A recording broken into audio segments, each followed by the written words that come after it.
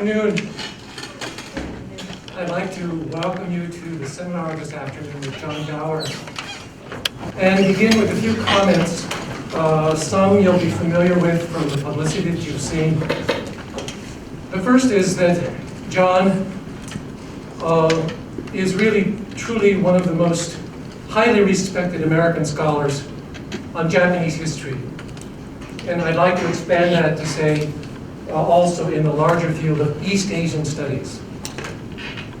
And he has published just remarkable books. And there are two that I'd like to share with you that I use in my teaching the history of modern Japan. And this one is called War Without Mercy. Goodness, this was published in 1986. Okay, it's already 25 years ago. And it's just still the standard, and it was a breakthrough in plumbing the real dimensions of war, which is the images that justify the policies, that justify the fighting. So I have it here in case you want to glance at it afterwards. It's on sale for 25 cents a piece. And he gets 10%. And then, of course, this is the book that received the Pulitzer Prize in History. And this was 1999. And I have also used this in class. I began using it even before it became paperback. It was so good. And it's big. And it's called Embracing Defeat. And it's a very fresh and new perspective in understanding how the Japanese received their defeat and accepted the American occupation, with many ripple effects and many ramifications then for foreign policy, which we're living with today, which again is what Professor Dower does for breakfast and for lunch and for dinner. So I wanted to say that to you. Secondly, he is a distinguished classroom lecturer, first teaching at Wisconsin and then to UC San Diego, and now for the last 20 years at MIT. And so I have followed him very closely as a colleague. And everywhere he goes, he does brilliant classroom activity, and you will see in a minute, how that happens. And my last comment is a little bit more personal. John was in Japanese history and East Asian languages, which meant that his first East Asian language was Japanese, but then he had to learn Chinese, too. In theory. You had to take a class and pass it in theory. And my field, as you know, is Chinese history, so it's the identical degree program. My major language is Chinese, and my second language is Japanese. And then on top of that, we had to pass qualifying exams in a European language, lest we become irrelevant as historians. But it was then during the Vietnam War that we came together, and in the formation of a committee called the Committee of Concerned Asian Scholars. Last night, John said if we were to rename it today, we would call it the Committee of Outraged Asian Scholars. And this was the first academically defined and created organization. It started at Harvard, then it became nationwide, that organized the protest, against the war. We were behind other groups, of course, but as Asian scholars. And ever since that moment, I held it in high regard then, but even then, but that's when we worked closely together, and we have many stories to tell about other colleagues, about our professors. Last night we disagreed on one of them, and so I have my files, and he's got his files, and he said someday somebody should write a history of that. Well, when it appears, he'll be the first to know. But out of that has emerged and is a very strong personal fondness for John. And again, I want to congratulate Richard, for his hard work in bringing him here to Montana. And I want to have you join me in welcoming him this afternoon to his presentation.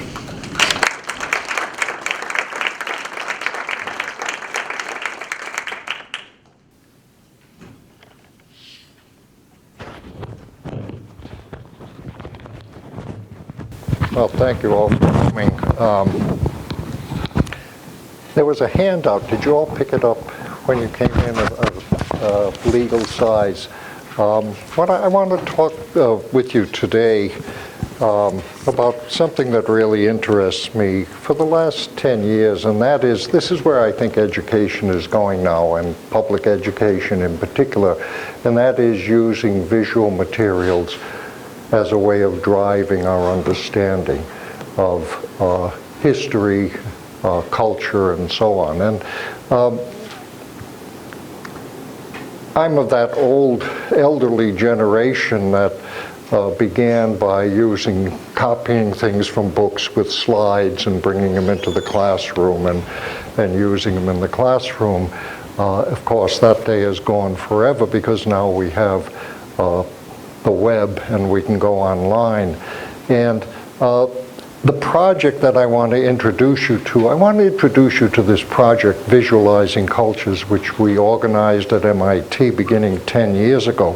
But what I really want to do is give you an idea of where I think we all can be going as teachers and classroom teachers and scholars in using the web and using visual materials to present new ways of teaching a new insight.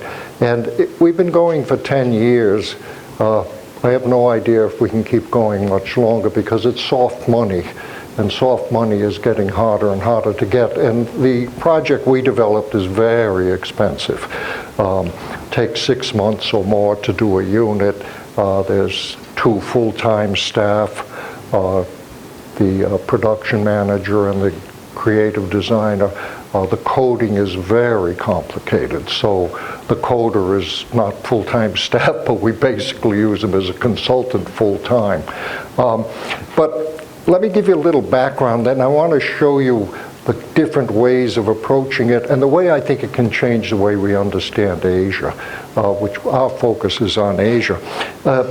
Around the year 2000, MIT studied the possibility of putting all of its classes online. And back in those days, universities were saying, well, we can make money. Princeton was doing it, other places were doing it. We'll put our classes online and we'll charge people to use the classes. What does that mean? It means what the professor wishes to do. You can put your syllabi online, you can put videos of your lectures online, you can put your problem sets online, all of the handouts online, you can do whatever you want. MIT decided it was not a feasible business project. And the committee came back and said, this is not a feasible business project. It's too complicated. Let's just do it free.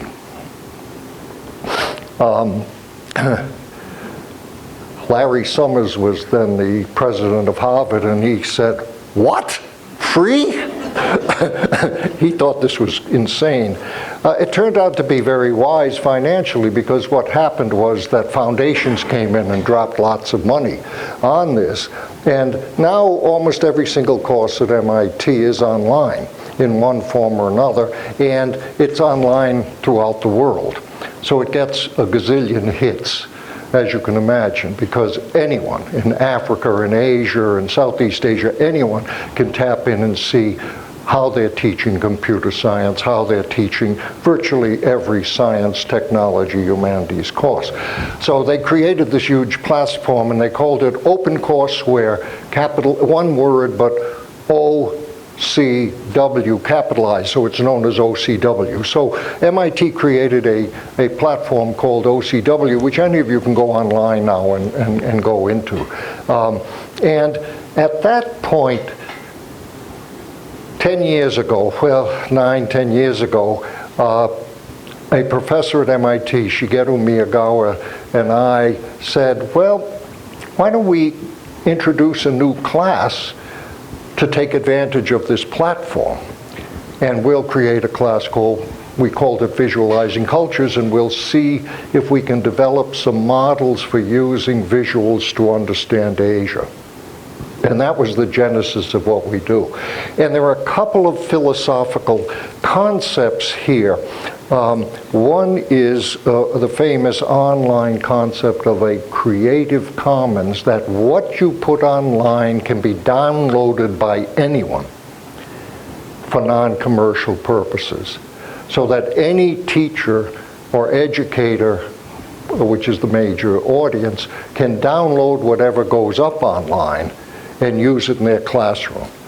Obviously, you can't download some professor's course and sell it as your own book, and obviously you can't take images off the line and use them in ways that are commercially viable. But the Creative Commons concept is a great concept, because what that means is everything we do can go out there. But what it also means is that whenever you use the images, you have to clear intellectual property and make a deal with the people who control the images that you can use them in this way. So when you get into particularly recent times where copyright is an issue, then it's a lot of negotiation. You have to, if it's artwork that's held by a museum, you've got to get the museum to agree to let you use their artwork online under the Creative Commons format. I can't tell you how much time this has consumed, particularly in the early days. The concept was not popular in many circles. It's people in Japan, museums in Japan simply don't do it. There's a notion of a zero-sum game in many places. We let you use our images, we've lost our images, which is insane, because it's win-win. We use their images, we identify them, it brings attention to their collections.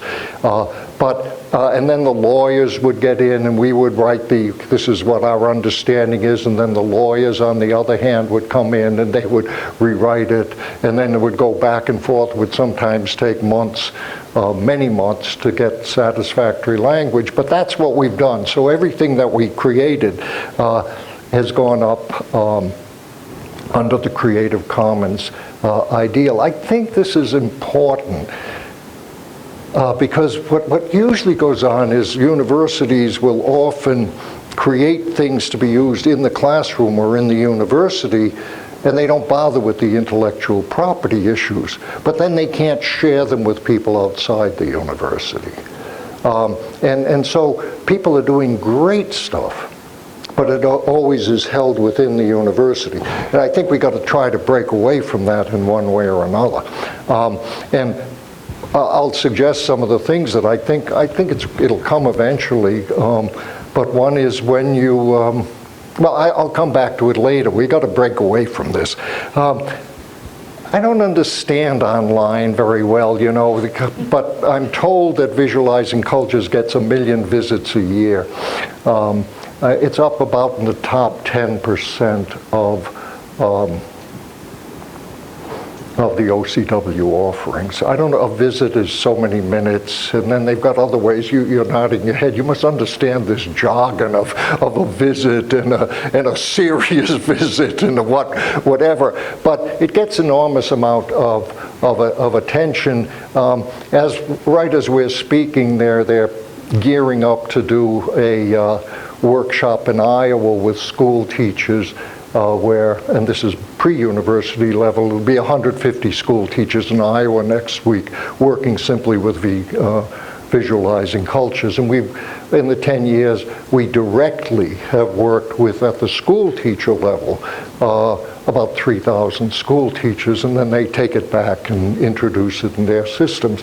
And it's getting a lot of use in universities. Someone told me there was a search of one of the Ivies for Japanese historian this year. I was chatting with someone on the search committee. He said they had 4 candidates come in. They said, well, how would you teach your Japan courses. And all four said, well, you know, part of the syllabi will be tapping into these visual materials. So it's starting to get picked up in a serious way. And we're moving into China now, and we're getting a kind of a critical mass now where we did a lot on Japan. At first I did them to just figure out what we were doing. Now it's done by people, many scholars outside, not me. And then we moved into China, and we've got quite a few in China up now. And I have in front of me now maybe 10, 12 concrete units at various stages of preparation on this. And there's many more we could go after, but the funding is a problem. I wanted to sort of take you through it and give you an idea of the kind of things we were doing, and then conclude with a unit that went up a couple of days ago on China. So no one has seen it. You haven't seen it. In fact, the first thing I clicked on here didn't have it on it. It was somehow an old one. But I wanted to just show you the way we kind of thought of some of these units and the way it evolved. And what has happened in the process is that the first unit came up in 2002. It was called Black Ships and Samurai. It was Perry expedition to Japan, the Perry missions to Japan in the early 1850s. Since that time, what can be done online has changed in phenomenal ways. And I don't do the technical side, but much faster connections, a much higher resolution, many, many ways that we are able to do things. In the course of these 10 years, all sorts of e-books have emerged that are phenomenal. They're the books that Phil West and I, when we were students at Harvard, you would go into the bowels of the library, of Widener Library, into the stacks and into the rare books sections, and you would pull out books from the 1840s, 1850s, 1860s of travelers in Asia, accounts of the time. They're up as e-books now. I'll show you what's up. That wasn't true 10 years ago. So you can do all sorts of cross links now. It's just phenomenal what is going on. And we began with the Perry unit, and we basically said we want to do two things. One, we'll begin with an essay, and the images drive the essay. That's very hard for conventional historians to grasp. You're not illustrating an essay. It's the images that will drive it, because you can see, it opens windows to us. So we take Perry, we can incorporate video if we want. They did a video at one time. This was became a traveling expedition. Welcome to Black Ships and Samurai. That's me. I'm wearing the same shirt and the same jacket, incidentally. When I did a dry run, I said, I can't believe it. I still got the same stuff. Anyway, that's me, and you'll recognize me by the shirt and the jacket. We start where using the images, and as we talk, we use various graphics that were really inaccessible in many cases. Then, obviously what you can do is you talk about Perry brings a message from President Fillmore to the Japanese. Well, here it is. You can just, you can click on, you have the message, so your students, the scholar can read it, how the Japanese respond to it. And you go on, and then, as we're doing this, also, I want you to know, with just background, the first contacts with foreigners, I want you to note how small the images are. We no longer do that. We use much bigger images now. We learned a lot. This was the exploring everything, and we had the money came from inside MIT. MIT was a good place for me. They had funds in MIT for innovation in education. So when we coming out of humanities, social science, and say we want to use new technologies to be teaching humanities, that's exactly what MIT really finds exciting. So for a couple of years at the beginning, we got a couple of $100,000 of money to just explore these things and use Perry to explore it. And my thought was, well, let's get every image, because it was just, he was over there for, 2 years on a couple of occasions, and we can just try to get every image ever created, and that's something we didn't, we learned from too. I'll go back to that. But for example, we find this is a book published in 1852, and it's called Japan and the Japanese. Perry goes over in 1853. What does the West, what are the Westerners, English language world, what are they being told Japan is like? What are they expecting? And this is the kind of book that's in the rare book rooms. And what you're able to do, what we were able to do, is you can just click on, we can then create a click-on for this kind of a thing, and we can reproduce every single image illustration in that 1852 book. This is what Japanese women look like. It's just absolute fantasy. This is Japanese women preparing to go to Wimbledon, apparently, or something of the sort. You can, it's absolutely this fantasy world of what Japan will be like. But what we're exploring here are the click-ons, what can you do with, in various ways to make things accessible. Well, if you look at, everything is then divided into chapters. One of the things you can do very effectively is juxtaposition.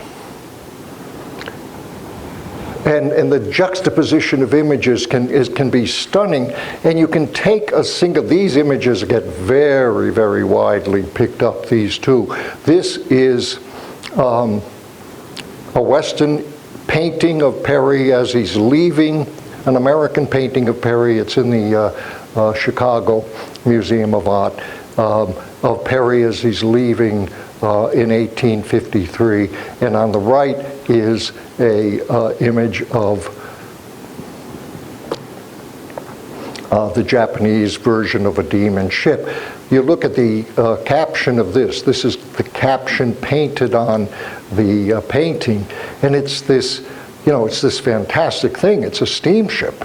It's a coal-driven steamship, which Japanese have never seen, which is very new in the American Navy. And the caption says, U.S. Japan Fleet, Commodore Perry carrying the gospel of God to the heathen.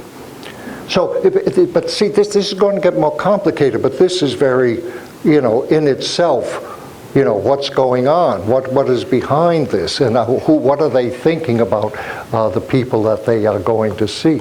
Then you take a Japanese version of the so-called black ships, and obviously one side's God is another side's demonic threat or presence. So you take the Japanese version. The Japanese call them the kurofune, the black ships, partly because of the black smoke that is belching out, but partly because they actually tended to be painted black when they saw them. But what happens is when you go through, when you take this, so you say, here's the Western version, here's the Japanese version, they see the Western ships as demonic ships. But when you go along, you can then get various renderings of these kind of ships. And you can go in and you can talk about things like, for example, how in the demon ship they're picking up traditional art forms, the traditional way they draw waves, the extraordinary art traditions that are being incorporated into this. And it's true with people as well. Now, what we find is that what we found, this is all exploration, that as you do the text and you let the images drive it, you get all sorts of things going on, and you can create a sophisticated text. Lots of school teachers use it, but it's not written down at all. It's not written down. It's not written as particularly popularized. But many people will scroll down and they'll just look at the images without reading the text itself. So what we then, this is what we call the core exhibit, and where we were experimenting, what can we do, how can we do pop-ups, how can we spin off and do other things. But then we decided we had to do something else, which we called visual narratives. And that is where we would just take images and develop themes with the images. And the visual narratives become very, very interesting. For example, here's some visual narratives. Facing east is the way the West looked at Japan. Facing west is the way the Japanese were looking at the Westerners. If you take the black ships, which we just saw, and you say, well, what were the Japanese seeing as the, how were they depicting the ships? Well, you say they looked at the demon ships. They saw demon ships. And you can develop that. But what you then, as you explore it, and you go into their treatments, then we found other versions of demon ships that Japanese had done. They're also doing very realistic pictures. And so what you're getting into is what we get into as educators. You can't overgeneralize. You can't say they saw these ships as demon ships. You know, they were sort of doing these cartoon renderings, because the other thing they're doing is very careful drawings of what these modern ships are and trying to go into it. Chinese don't do this, incidentally. When we get into China, a fascinating world erupts, because the Chinese are not doing the same kind of graphics when the Westerners come in. I didn't realize that. So it becomes increasingly more complex. They're really trying to do different versions. They're coming at it from all sorts of different directions. So when you say, what are the Westerners, how are they portraying the Western people? Well, you know, we all know that they're called the hairy barbarians, you know, or the demonic barbarians. But in fact, when you go into how are the Japanese responding, you can't make a generalization like that. And what's happening on the Japanese side is Perry goes over, and Perry brings a photographer with him, he brings an artist with him, and he brings a few artists. So the images that come out of the Perry expedition to the West are few and controllable. But in Japan, there is no official response to it. And artists are popping up from all over the place doing versions of who these people are. And you're getting this fantastic diversity of responses to who the Westerners are. So here, if you take here's Perry, you know, as Westerners know him, that's a photo of him. The Japanese do woodblock prints of him. Not bad. Then we discover when you go into it, they're actually doing many different versions of the same woodblock prints, and some of them seem to be very close, as if they had a daguerreotype and maybe were trying to copy it. This is not completely unrealistic. But then they start to imagine what he's like. And so you get all these versions until finally you get into a real hairy barbarian type of a vision of this is Perry. This is all Perry. Then they had heard that these were the blue-eyed barbarians, and if you close in on it, you see they just were not clear where the blue was. So this is their rendering in those prints, and this is the kind of thing you can do online, that you can go in and pick up this detail. I think you can do better online than you can in books and hardcover things, and I've spent in building some of the units many times with the originals, woodblock prints and that. But where you can really do the analysis is once you've got them in your database online and can blow them up and spend a long period of time scanning it and examining the details, which just for physical reasons you can't do if you're going to a archival collection with hundreds of prints. You really need the time to linger. So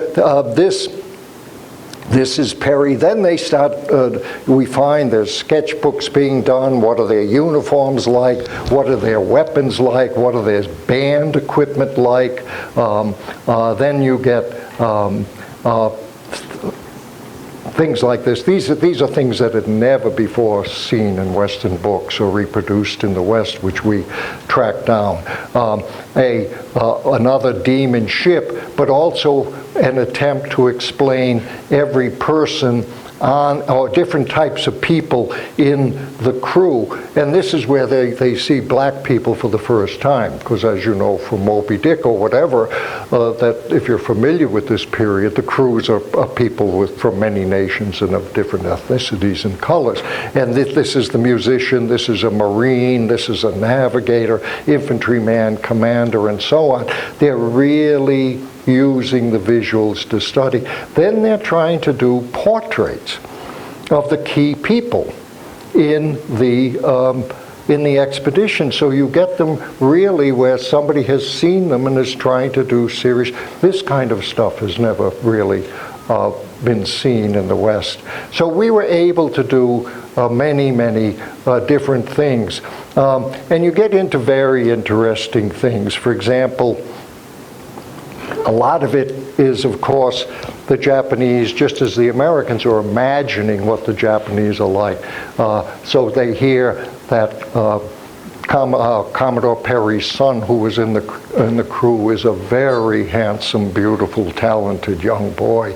And also another of the high commanders, Adams, had a very 15, 16-year-old son who was also very handsome. And when they're doing the imagination, this is Perry's son, as they imagine Perry's son, because they heard he is very handsome, and the writing describes him exactly like you would a very handsome, talented, elite Japanese person. So you get into many complications and variations that become very interesting.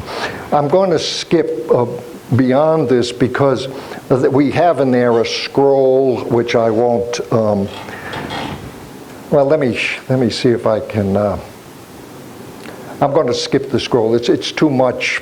I'll just show you, give you an idea. There was a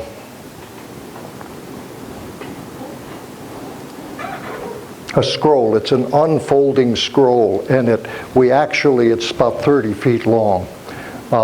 There's several versions of this scroll. This one is in Honolulu Academy of Art. We were able to get pictures of every scene in the scroll and then repaste them together so we can unfold it online as a scroll. And that's on there. I'm not going to go into that because when we originally did it, you could speed up your running through the scroll and move at your own pace. Now that we have more advanced technology, we're not allowed to do it. For some reason, we're more sophisticated now and can't do simple things that we could do better earlier. That's a technicality. But what we're able to do is take every aspect of the scroll.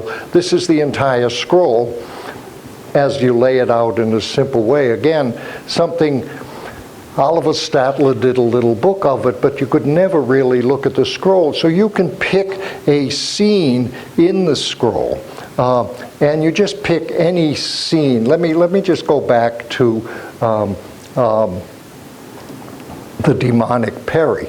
And we can then click onto this. This is where you see they're thinking of Peri as a demonic thing. True portrait of Peri, the text reads, envoy of the Republic of North America. And the Commodore's ferocious visage, you see we're combining reading the text, is mitigated by a sentimental poem. So in this Japanese writing that's next to it, musing that the moon over Japan is the same moon that is shining on California. And then when you zero in, you see the demonic, hairy, barbarian images. So this is another thing you're able to do with this online work. Well, that's the first thing we did. I had said, let's try to get every image that exists. We came close, actually. I mean, there's just untold other images. But the problem was that in Japan, there were just people doing images all over the place. We ended up probably having to get permissions from around 50 different sources, many of them in Japan, writing letters, doing communication in Japan, and it was overwhelming. We can't do that anymore. That was just an overwhelming task. So we've had to try to consolidate going after sources. But I wanted to give you an idea of how things have changed by showing you what's happened now. That was in 2002. This is the first Opium War. This is where we are now working on China. And the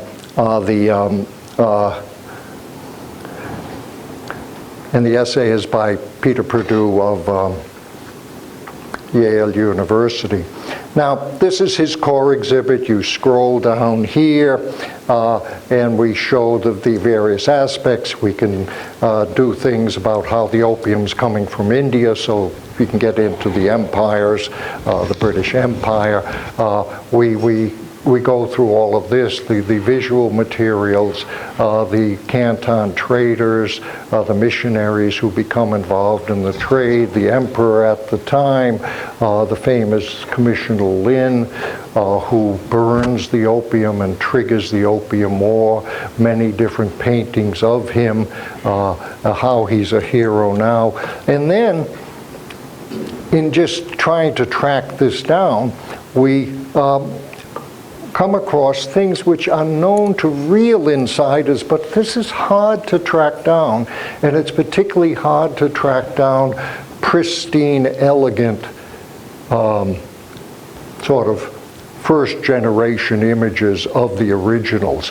This is a famous run done in India of the production of the opium in India. And I doubt if any of you, or many of you, or I would doubt if any but a few of you maybe have seen these kind of images. This is the production in India of opium, and they go through the whole process, the different stages.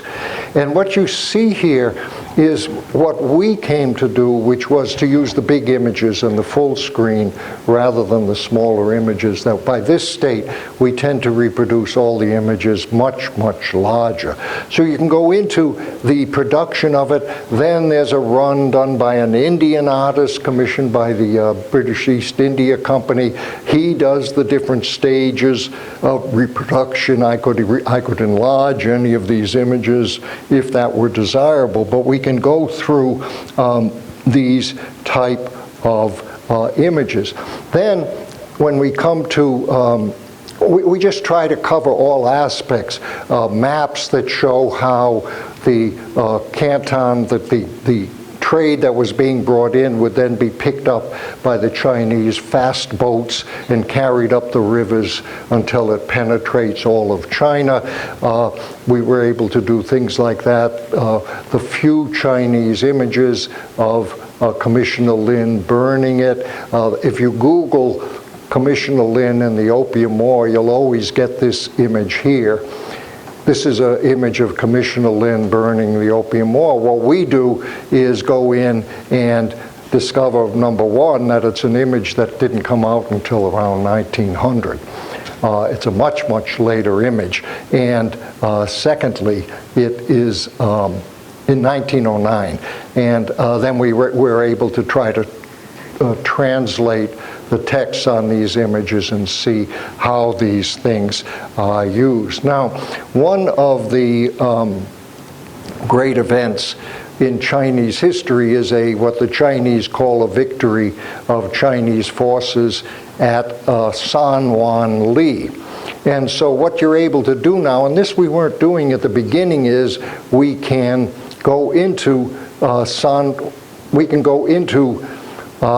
things and show videos that the Chinese are now making of these battles.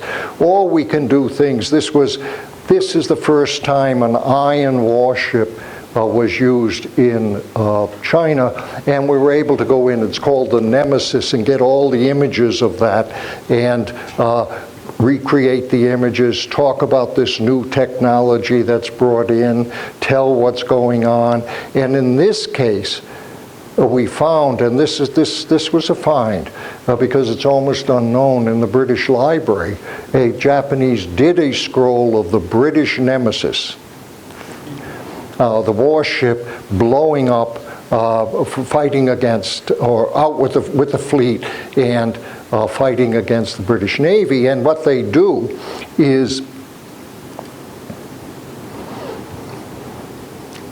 they drew a scroll of the warship, of the iron gunboat, and you see all the writing up here. They accompany it with a Chinese poem, and the poem totally distorts really what takes place. And so when the scroll was submitted to the British Museum, somebody, we don't know who, the museum doesn't know who, wrote an English translation of what the Chinese was. So we reproduce that, and then because it's so hard to read, then we're also can go on and just do it in good readable English. Now, so what you've got with this kind of an item is something you never could see. The scroll is virtually never seen, and to get it all in that form where you can read it, you can see the original Chinese, you can see the translation, and so on. We go through the various battles of the war, and then the famous San Juan Li, which is just a major topic in China. We can go online and pick up a video in China online, which is the Battle of San Juan Li, and this is the way they are telling the Chinese the way the battle happened as well. So what we're doing here is obviously very much more sophisticated than we were able to do just 8 years earlier with Black Ships and Samurai.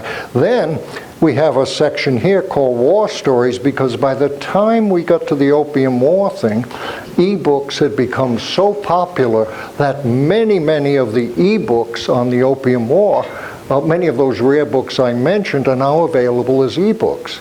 And what we do is just simply, we decided, well, we'll put up the e-books themselves. So these are the books.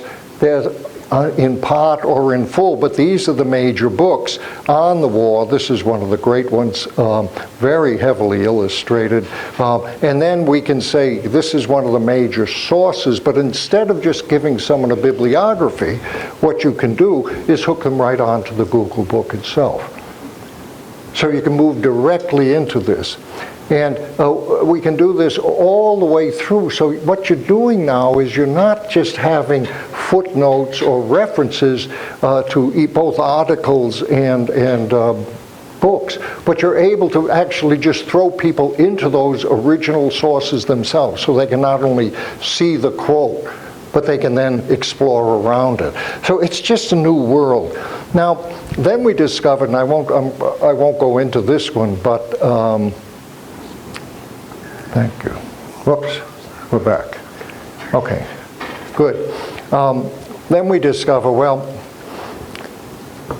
in doing this, the Chinese did very little at the time. That one scroll of the Nemesis with the poem is one of the few things the Chinese were doing at the time. Everything we did on the China side has nothing remotely comparable to what the Japanese were doing when Perry came on. This continues through the 60s into the 70s or so. But what we discovered was that the written Chinese accounts of the Opium War, written in Chinese, were making their way. Opium War is 1839 to 1942, the first war. The written Chinese accounts of the war were getting very quickly making their way into Japan because there were Chinese trading ships that would come over, even during this period when Japan is supposedly closed. And the Japanese scholars were getting hold of these Chinese reports, and they were writing books about the Opium War in China.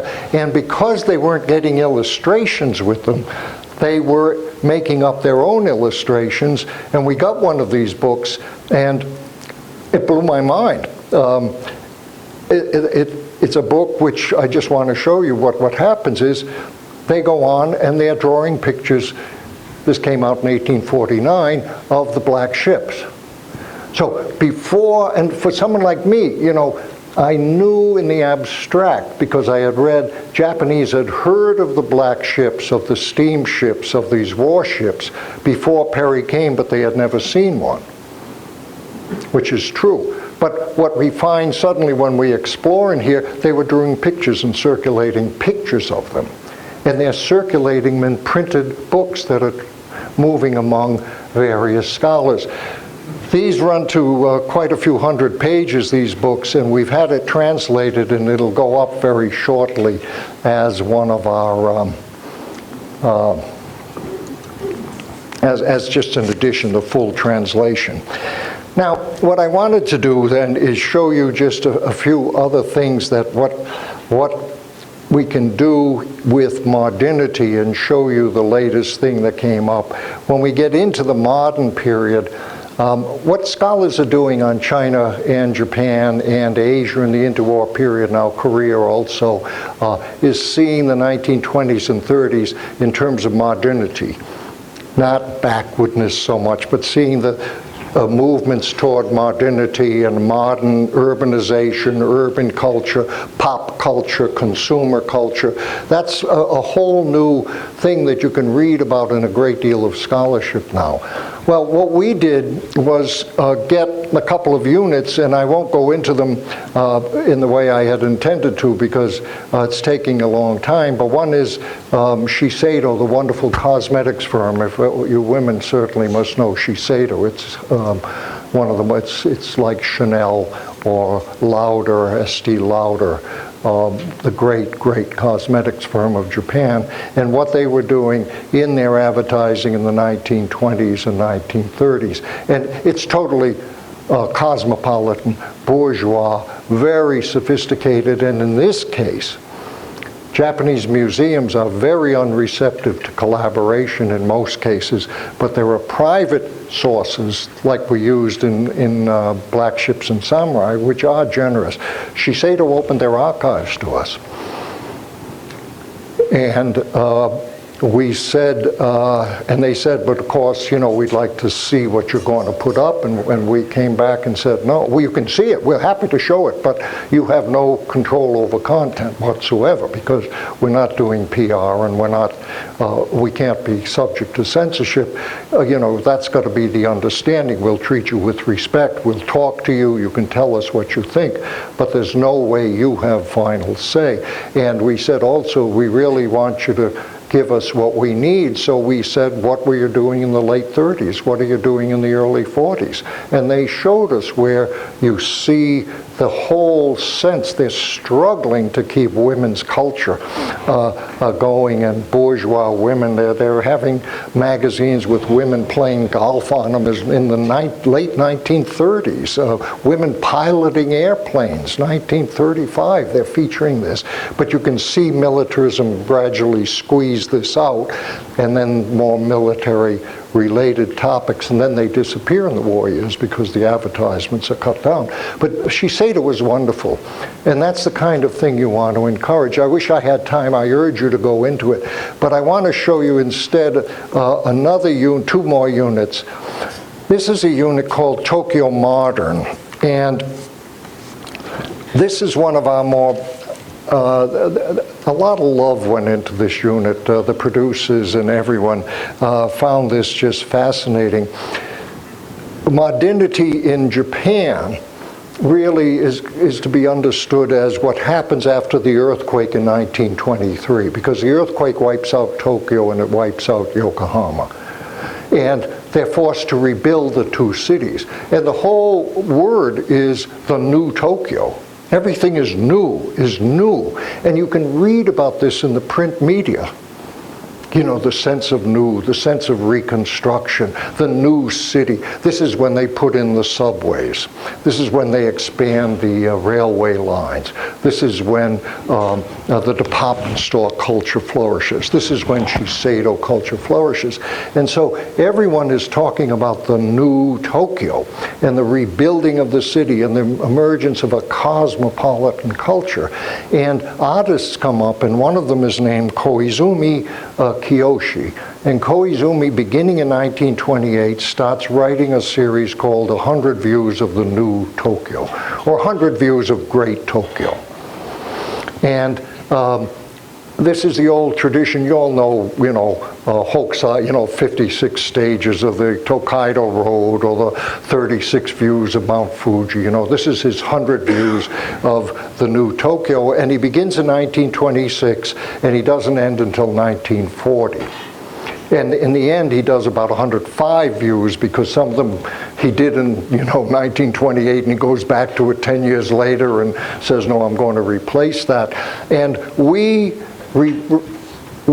introduced the entire thing. There's no place else you can see this. The entire Koizumi's 100 views. And what we were able to do with this, I think it's interesting.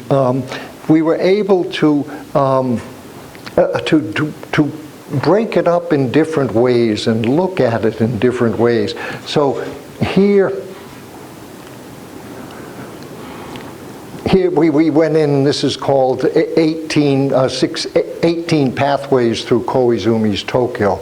And you could go through and do things like bridges, infrastructure, parks, and public spaces, the lighting of the city, the neon city, or the city at night, labor, women in the city, steel and stone, all sorts of things, sports, and so on. This was just beautiful. You could just go into any aspect of this. I'm just doing this at random, and we do this then that you can just see. These are the infrastructure part of his collection, and then we can run these as visual narratives. That this becomes the sense of the new city. What amazing things to be doing. These are woodblock prints, in new style woodblock prints. This is the infrastructure. But the other thing you can do is cut it a different way. And so we did just a vertical thing of 18 sites in his city. And here you see, we're experimenting. This is all experiments, and this is recent. So we're doing with higher resolution, and we're doing with bigger things. And we're just doing it now this way, where you can do them really big, and we're doing it vertical. And this is scenes from his, looking at him in a different way. Now, there's no way you can see it better than this, than online. It's just an amazing way to sink into their sense of new. For me, because I work on World War II and that, this exhilaration about creating a new, vibrant city. And he begins this series in 1928. The earthquake takes place in 1923. This is a wonderful thing. This is the modern woman, the neon in the sky behind her. She's a woman alone at night, Western dress. Where is she going? And you can talk about these things. Sports arenas that are built in the 30s. The ironic thing to me is that the new Tokyo was eradicated in the air raids of 1944. So that this new Tokyo lasts basically 2 decades. And then it's completely eliminated again. When you rebuild after the war, you're having another new Tokyo after all of this is destroyed. But what you're able to do is to see this interwar period, I'm moving very fast, in ways that are very different from the ways even someone like me who worked on Japan all these years was thinking. His prints are just wonderful. I urge you to look at them at this unit. Then, at the same time, in 1928, Koizumi began his series in 1928. In 1928, there was a commissioned series called 100 Views of the New Tokyo. They got 8 woodblock artists, new woodblock artists, quite well known at the time, and they commissioned them to each do, you know, whatever, 8 into 100, you know, 10, 11, 12, 13 prints of the New Tokyo. And that collection, the New Tokyo, so you got another run, and they do their run between 1928 and 1932. And if you read books, you always hear about them doing this, and if you look in art books, you'll find this is in this series, and you've got, you know, 1, 2, 3 pulled out. Well, it turns out, and it took a while, you know, to figure it out, that Carnegie Mellon, the art museum at Carnegie Mellon University, has the complete run. And so we went to Carnegie Mellon in this case and said, are you willing to collaborate? Are you willing to partner with us? And they said, sure. This is great. We got this great stuff. We're putting in tens and tens and tens of thousands of dollars worth of time and you know, money and expertise into doing it. And so to doing these things, but we were able to then reproduce the entire run of these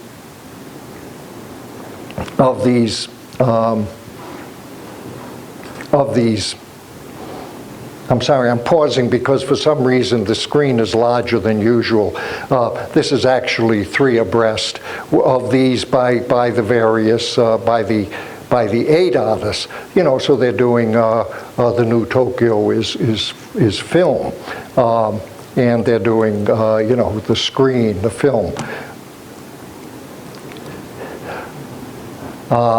And you get very, you know, I'm sorry, this, I don't know why this one came up a little bigger, but you're getting some very stunning things in here if you look very closely. I'm looking for one in particular because it's just counterintuitive. This is the Ginza. This is modern woodblock prints, but this is Japan. This is not what you think of when you think of interwar Japan. It's not what you think of when you think of woodblock prints and so on. But these are the kind of things they're doing. And let me see if I can just find the one, this. Yeah, this is around 1930 in Japan. They're about to invade Manchuria, you know. It's miniature golf. You know, they're playing miniature golf in Japan. A lot of them are golf courses and that, but I didn't know they even had miniature golf in Japan. So you can change what we're doing with Shiseido, with Tokyo Modern. And the one last unit I just wanted to show off. I say show off because just went up. No one's seen it. Just went up last week. It's called China's Modern Sketch, the Golden Era of Cartoon Art, 1934 to 37. We did a conference a year ago, May 2010, on Visualizing Asia. Professor John Crespi of Colgate University came in to do a presentation, and John Crespi had uncovered the major comic graphic magazine in coming out of Shanghai from 1934 to 1937. It's the major illustrated magazine in China right up to the moment that war breaks out, open war, the China incident, the China War, Sino-Japanese War. And he found this magazine. He went around and he succeeded in finding the entire run of the magazine, 39 full issues, Colgate University agreed to digitize every single page of every issue. And then John Crespi spent the last year back in China digging up things, and then what he does is he writes an essay, so it's a very long essay. This is one of the more elaborate units, but you can see what we're starting to do. What we're doing now for China in the 1930s is what we were doing for Japan in the 1920s and 30s, and this can keep going on. These are various covers, and then John does a very long analysis of the type of art that's coming out, who the artists are, what the influences are, what the different themes they're doing are, and so on. And then we take this and we do it in visual narratives, and this is what I wanted to just give you an idea. These are the visual narratives that we were pioneering when we began with Black Ships and Samurai. So we did 9 of them here. You take one, just gather them together and say, okay, here's city life as it appears in the magazine. Different versions of city life. Incidentally, the magazine came out of Shanghai, 1934 to 1937. The magazine included its own map of both where it was being distributed and what artists were contributing, and it covers almost all of China. So although it's Shanghai, it's reaching out very widely. And so you know, we're able to do the city life. The various aspects of city life, and then to just give you an idea of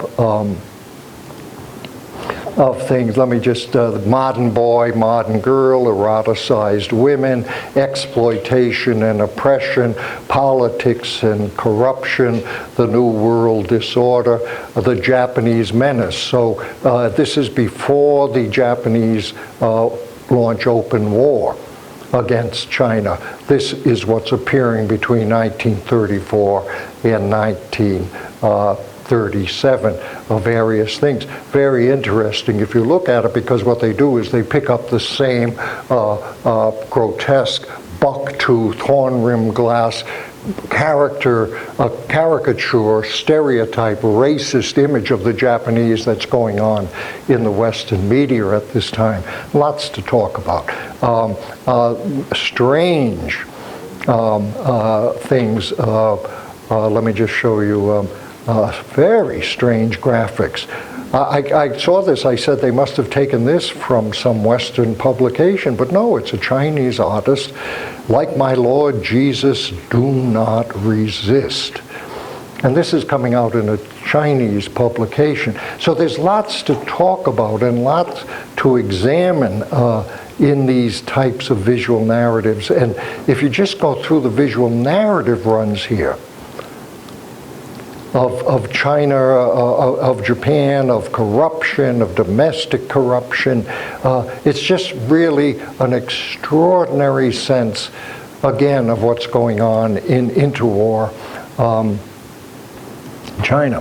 And then this is their sense of grotesquerie, because they're influenced, as the Japanese artists are. The Chinese are wide open to what's going on in Europe, in modern art, in all the forms of art that are coming up, Dada, Surrealism, Cubism, whatever.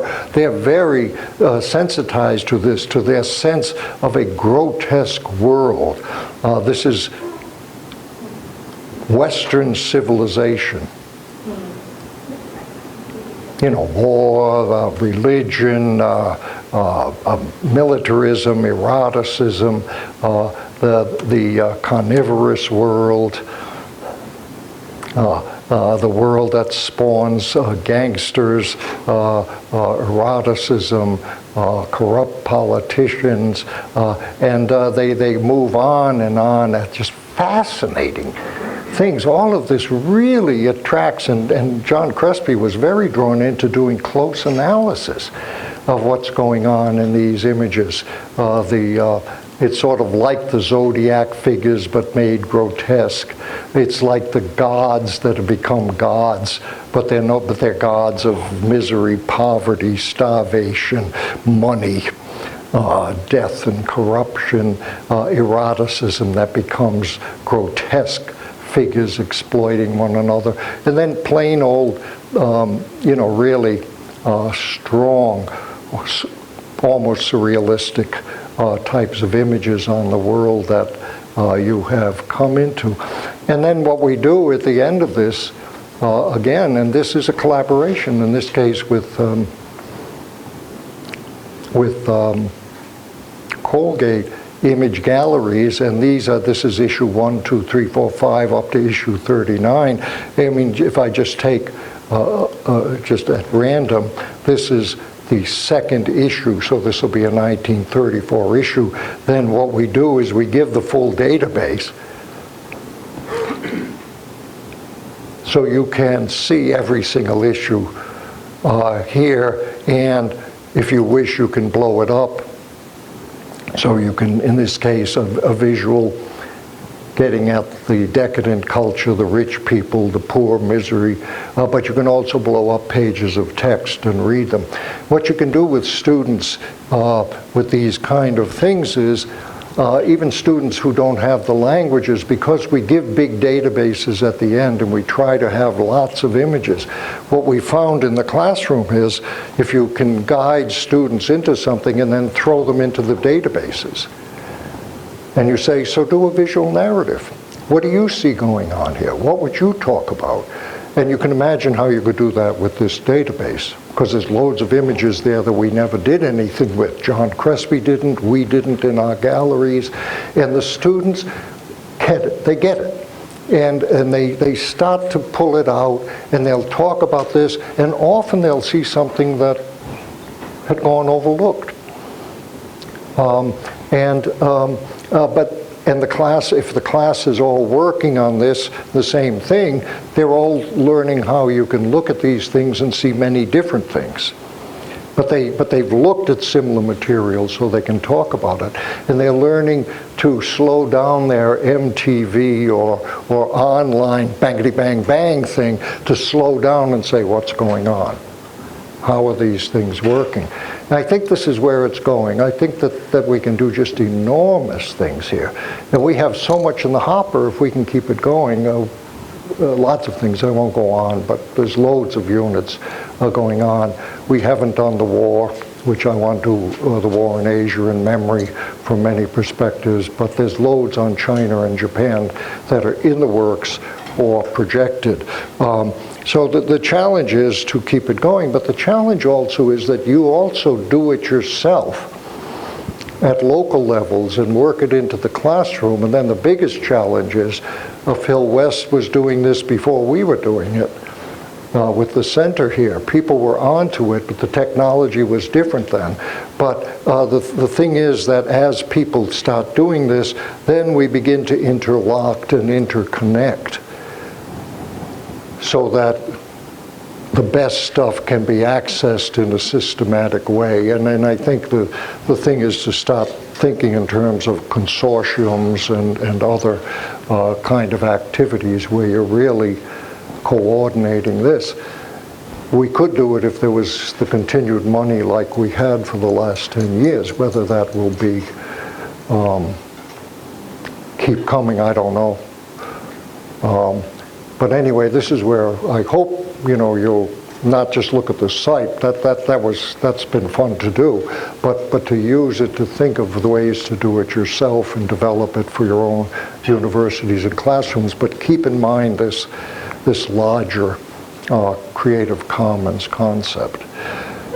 So that's it. My last thought is this. I think that there's all sorts of things that aren't being done now. One is that there's a real disjuncture. For example, museums will put up great exhibitions, they'll put out a catalog, but they won't make a website of the exhibition. They're just not at that stage. So they spend millions and years to put up great exhibitions. And then they put out a catalog in 7,000 copies, and it's bought by specialists, but you don't use them, it's gone. And it never survives into the next stage of permanent existence online and widespread use and accessibility. They just don't think that way. And when you do images for books that are heavily illustrated, the standard operating procedure is you go in and you say, I want the right to use this picture, this picture, this picture, and this picture in this book, and other possible translations into foreign language, but the contracts have to in the future say, or should, if you're interested in graphics, should say for use in this book, in other versions of this book, including digital forms for educational purposes, et cetera, et cetera. It's just a matter of putting boilerplate in. Then the people who are giving you the images, some of them will cross that out. They won't allow that to be in the contract, but a good percentage will just say, sure, go ahead. And you will have the ability to then take the book and do the images, and of course what you can do is you can do them in color. And you can put in more in your website, from other sources. And that's where it's going to go in the future, but it's a lot of work. I'm happy to take questions. I'm completely incapacitated when it comes to hearing, so I've got to come very close to you. Have you become aware of the People's Republic of China has blocked any of your... Yeah, I'm very aware of the People's Republic of China and its interference, although I don't work online with China. My goal is, my vision would be that we eventually do this, but I can't do it now. I don't have the money and I don't have the baseline that we could eventually then do major sites on Tiananmen, we could do major sites on the Cultural Revolution, that we could also put up things that are very difficult for people in China to access, but sooner or later it'll get in, but that we should be doing this kind of thing. But I'm not aware of this. There have been controversies on this which are complicated in China, but I'm not aware of them blocking anything, and in fact, some of it, there's no reason why they wouldn't find some of this very interesting. OCW itself, OpenCourseWare, that was a real simple idea that caught on.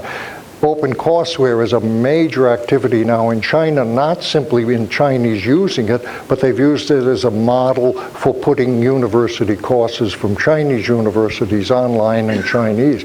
Japanese have used it as a model to create a Japanese OCW. So the concept of doing this is great. The censorship issues, I don't believe in censorship, although, there are profound questions. For example, to what extent do you put up erotica? Do you put up, because a lot of erotica gets into the historical imagery and so on. To what extent do you do that? And those are serious questions if you're doing education, if you're doing outreach to young, to school kids and so on. But I don't believe in censorship, and I think this is one of the ways we can at least build it up. On the eve of World War II, Japan allied itself with fascist Italy and Nazi Germany. Yes. Have you found many Japanese images of the Italians and the Germans in this period? Sure.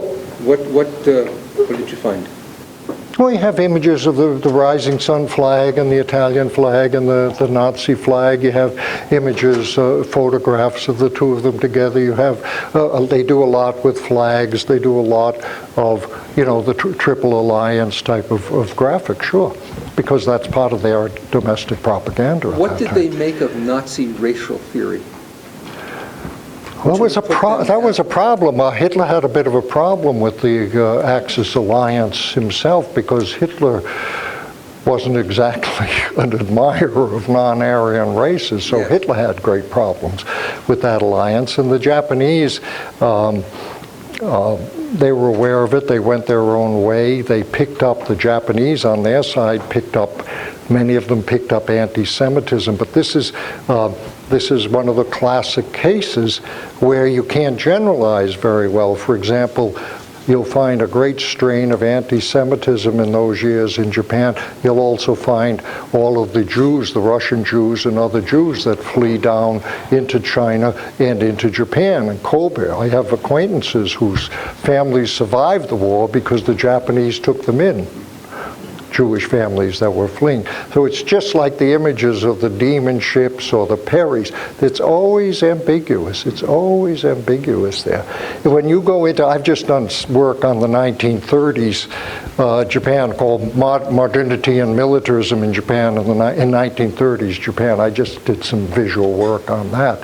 And it's the tensions between being cosmopolitan, being this pride in being cosmopolitan, being part of this international community, and the militarism coming in. It's a real tensions and contradictions in that period. And you can see it evolving in those images. And then around 1937, the censorship really clamps in. The repression really clamps in. And then the propagandists take over. But for someone like me who has worked on post-war Japan, post-war Japan is all those things that were suppressed that are coming out again, you see. And I can understand the post-war better because I can see this dynamism and literally see it. And I think we can see it. I think it just opens incredible windows to it. But it's not a cover-up. You're not covering up the fascism. You're pointing out the complexities and the contradictions, the dynamisms, in ways that words alone don't do, in my view.